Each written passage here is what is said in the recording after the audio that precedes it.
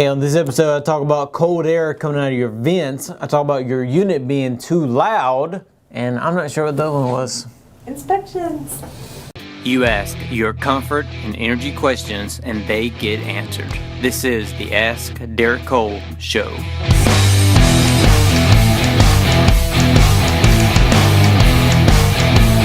Hey, this is Derek Cole. Welcome to the Ask Derek Cole Show in episode 58. Yes, 58. It's been a beautiful couple days. Sunshine, no rain, a little chilly. I'm really excited. The fact that I had to start my car early on Monday morning, I was really excited about it. I was like, yeah, a little bit of frost. So if you need us, you know where to find us. All right, let's get into it. When I turn on my heat, why do I have cold air that comes through my vents first? Yeah, that's a good question. The reason, probably, I want to say 12, 13 years ago, they came out with some technology to fix this problem.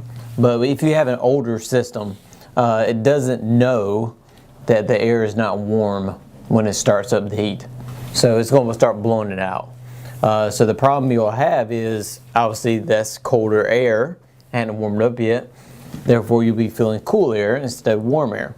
Now, probably 12, 13 years ago, Carrier came out with what they called comfort heat, and all the new systems have it today. It's basically, it knows when it's ready to blow out warm air, so you don't get that cool blast, and then the warm air come behind it. So that's why you're having that problem. Another reason you could be having that problem is, and this is why we talk about going from gas to electric heat, is always a problem for people who are used to gas heat, because electric heat is 95, 100 degrees at the grill. Your body is 98 degrees, so when you put your hand over it, of course, it's going to feel a little cool because it's lower than you are. So if it's 96, 97, 98, you're like, oh, it's kind of cool. Well, your hand is 98 degrees, so yeah, it is going to feel cool. Whereas gas heat, you're looking at 110, 130 degrees. This is why we talk about going from gas to electric is a problem, especially the older people, not so much the younger generation, but the older people are used to the gas, the oil, that warm, hot heat coming out of the grill, whereas now you have electric heat coming out, and it's 95, 100 degrees. There's a big difference between 100 degrees and 120 for you when you feel it, because again, you're at 98 degrees, so one's going to feel coolish and one's going to feel really hot. So that could be happening either. I have a feeling you have an older system and it doesn't have this comfort technology in it, so it's blowing out the cold air before it gets hot. Now, they did make a product, I want to say the name of it was Comfort Guardian or Guardian. Anyway, it was an accessory you could put with these older systems to basically warm the air so you wouldn't get that cool blast. But of course, nowadays, all the newer systems have it. Like I said, Carrier came out with it 12, 14 years ago, called Comfort Heat, to make you more comfortable. And that was a long answer to that very small question. Why does my unit need to be inspected by the town or county I live in after installation? We pull permits on every install we do because that is what the state law requires for us to do. And if you read your insurance policy, it's going to be what they require you to do. They don't want anybody working on your house that is an unlicensed contractor and then not get it inspected by the code enforcement department of that city or state, county, whatever you have. So it's really about safety too. I mean, yes, that has to be done, but then again, yes, we have been installing stuff for 60 plus years, but you want to make sure it's up to code, it's up to energy standards, it's done correctly. You have a third set of eyes looking at it, a third party looking at it and saying, yes, it's good to go, or no, you need to do this and this to bring it to code.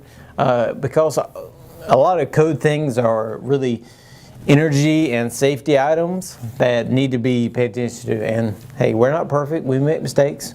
We got to go back and fix things every now and then.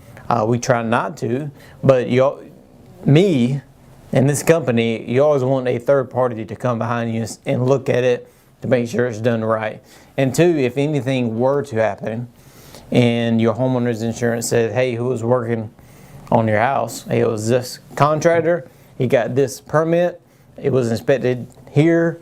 We're good to go. So there's no reason not to pay any kind of claim that would come up in that situation. But it has to be done. It's the right thing to do, and we want it done because it is a third party looking at our work, saying, okay, because you as the homeowner is going to protect you, because you as the homeowner is paying for the service. But then again, did they install it correctly? Did they install it the way it should be installed in 2015, 2016? And that's where they come in. We often entertain people outside, but when our unit comes on, it is very loud. Is there anything we can do to help this? A lot of the basic value systems have a louder than normal compressor. Now, when you go to a higher end product, they put around that compressor what they call a compressor blanket to actually stop some of that sound from getting out. So you can install a compressor blanket on that unit to make it a little quieter. So that's probably what I would do in that situation. If you don't want to turn it off and you don't want to be uncomfortable inside, even though you're outside. So I'm not really sure the whole dynamics here, but compressor blanket will quiet it down. That is a guarantee. And two, like at the high school, units start making a lot of noise. Sounds like rocks are in the compressor. Like when it comes on, like, okay, we probably have a problem.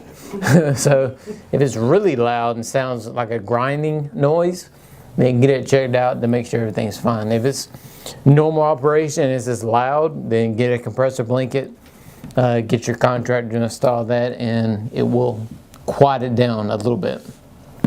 But the higher end products, the 16, 18, 20 Sears, they have this. They have a sound blanket to prevent this noise so much from happening. If you could only take 5 possessions with you, what would they be? We're not talking about family as possessions, right? No, you get Okay. to keep your family, for better or worse. 5 possessions I would keep. We'll probably go with the phone as number 1. I'm getting a bunch of hearts here on Periscope. Keep the phone. Phone would be 1. I would say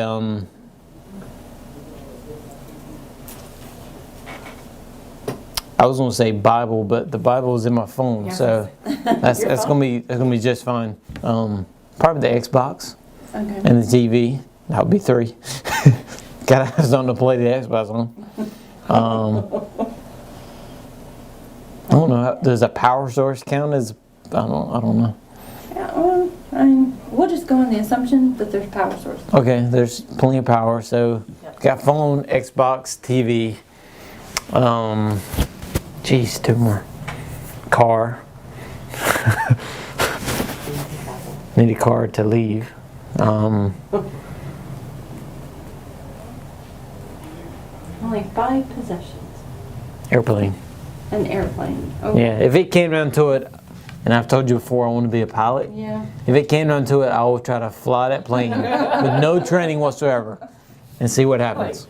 I know you pull this, you go up. Because I watched enough movies. I have an Xbox. I've played the flight simulator. I know what's going on. So No offense, I'm not hopping on. Like, We'll take the next one. there is no next one. We all have to leave now. we'll be on the plane right behind you. All right, so that's episode 58. Make sure you hashtag Ask Derek Cole for all your home, energy, and flight questions. You can get them answered right here.